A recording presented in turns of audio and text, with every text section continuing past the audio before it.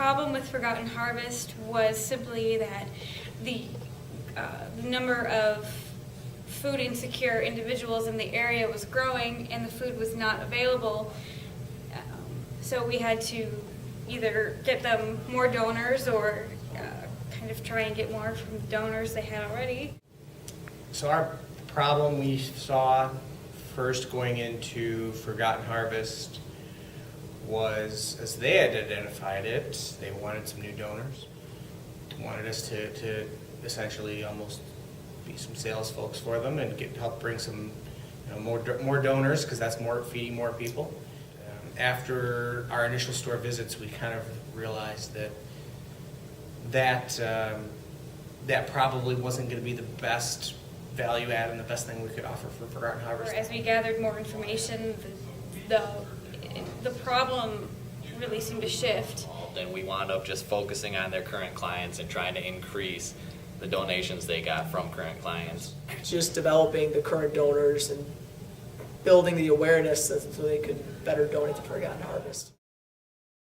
When I first walked into class on the first day and we talked about the Forgotten Harvest project, we divided up into 3 teams. There was benchmarking, there was an analysis team, and then there was the value proposition team. And I was on the benchmark, which our responsibility was to figure out what is the best practice, and Kroger was the company that was the premier donor. And so each of the teams had an opportunity to work with each other. The main teams rearranged where people were because we saw people had skill sets that were better in certain areas, so they moved to different teams. I mean, our teams immediately began changing once we realized this. We kind of cut out Team 2 doing the surveys and broke that out into more of a data analysis team. And teams just wound up taking on other teams' responsibilities essentially as well. Like the benchmarking helped out a lot with the value proposition stuff. Value proposition team helped out a lot with the benchmarking stuff. The team in the middle just kind of helped with the overall project along with doing all of their own stuff.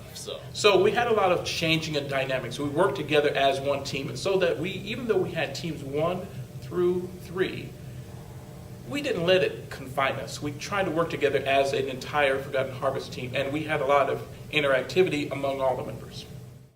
In a team structure, there was going to be information at first, at the very first stage, and our group didn't really have much to do.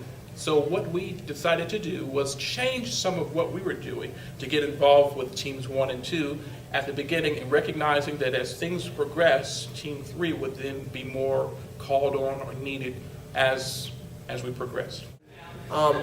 Team 1 and Team 3 kind of took the benchmarking together, and not only benchmarking, but doing several ride-alongs with Forgotten Harvest drivers. There seemed just to be a lot of talk and waiting. You know, we were waiting for data. We were waiting for Kroger contacts. We spent a couple weeks waiting, and during that whole time, Paul was like, "You got to go. You got to go.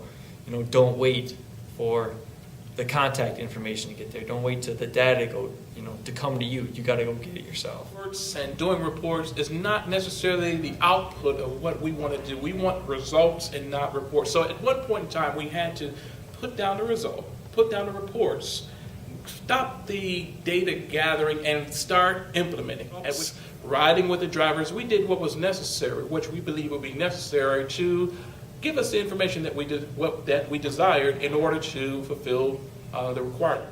Once we started actually getting out in the field, we saw that we were a little off base in our project. We went into stores to see what was happening.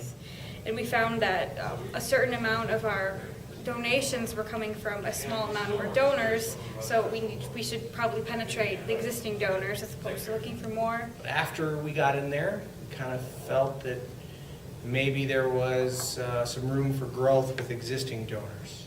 We saw poor communication within the stores, within their management, in between Forgotten Harvest. That it's the relationship between the drivers, the ambassadors, and the stores. And so, how can we strengthen that? Or how can we strengthen that relationship?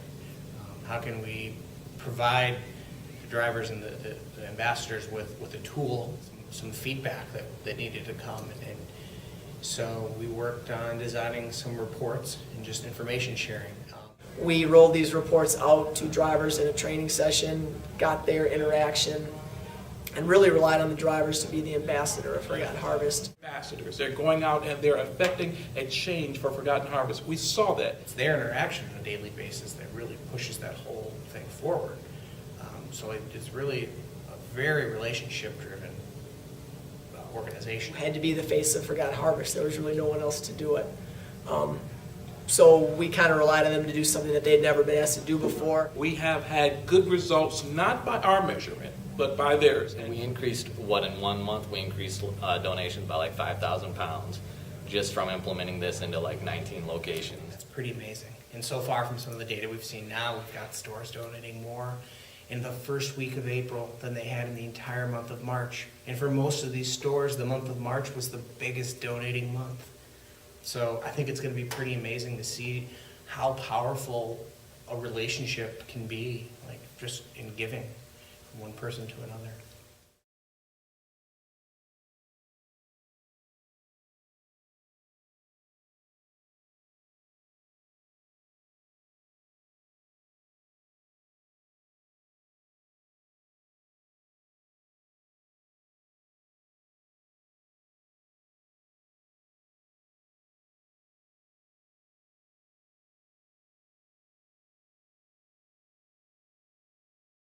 Before the reports were done, nobody really cared about it. What part of the report jumps out at you the most? How much we're actually giving. You don't know how much you're giving until you actually see the report. It tells you. You don't know the pounds in there until you actually see it on a report. How can increase awareness in the stores? Let the associates know how much we're actually donating. We can go from there.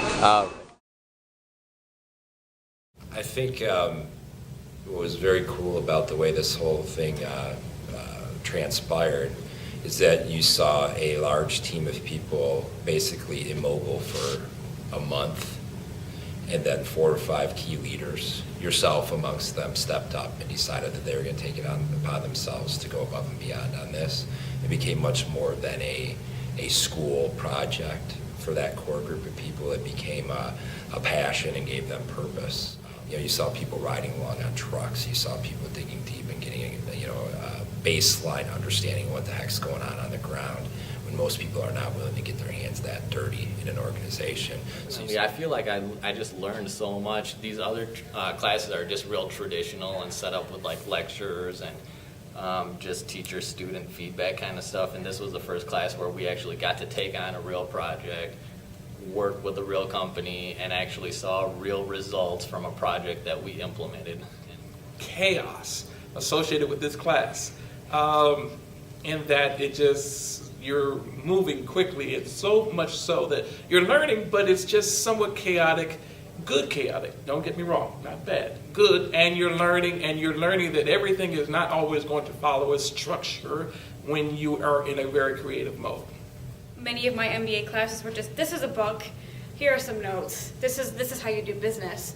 And I don't think it's an appropriate way to do business. Business is not something you can learn from a book. You can learn it more from experience.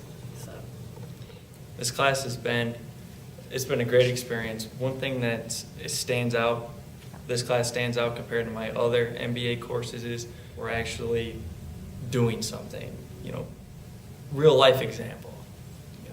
We're implementing something instead of just reading out of the book, talking about it. Saw a lot of going beyond the call of duty, if I can say that. I was actually the team lead for the benchmarking team. What I did was interview, I have 3 customers who are Forgotten Harvest donors.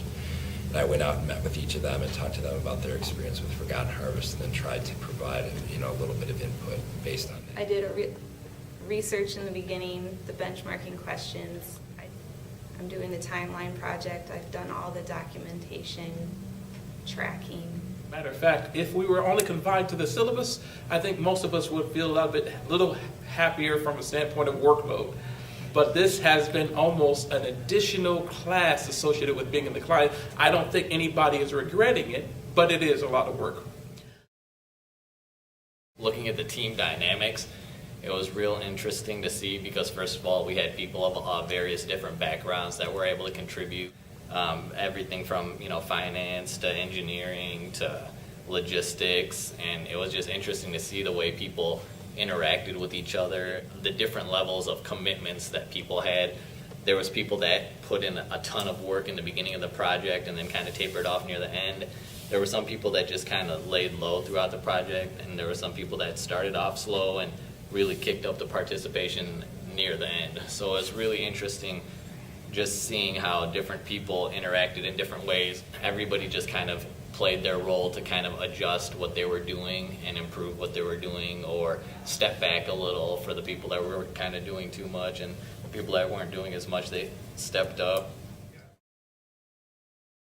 As far as communication went, it was interesting to see. We had a lot of face-to-face. We had a lot of phone conferences. Be meeting sometimes at Wayne State in a room, whether that be meeting on Wimble. For me, I love Google Docs. I hadn't used it as extensively before until this class. We had Google Docs set up, so we were producing so many different documents, and we'd have, everybody'd have access to these documents. They could edit them, they could add to them, or they could just read them. You can see what people had taken out and see when they were working on it and if they actually worked on it. And it was much easier, especially in a master's program when many people are working. It's harder to get people together, and you have a track record of what you've done, and it's easier to see what you've accomplished. We had a Facebook page that was set up that kind of just updated everyone. Also Facebook, because it seems like everyone had an account, and that was a good location for documents, etc. Updates. We had a Google group set up where if you sent out an email, it sent out the emails to the entire group, and everybody could just interact back and forth between those emails. So we did email, phone calls, we did conference calls. There was a lot of various modes of communication, but especially what was necessary to get the job done.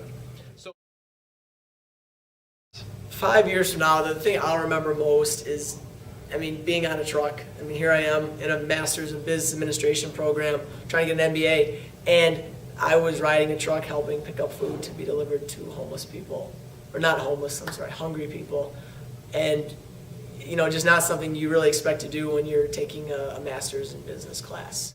You gotta go do it. You can't just meet week from week waiting for results. You gotta drive the change yourself. You can't just sit around waiting for people to do stuff or wait on feedback. How many people we help feed?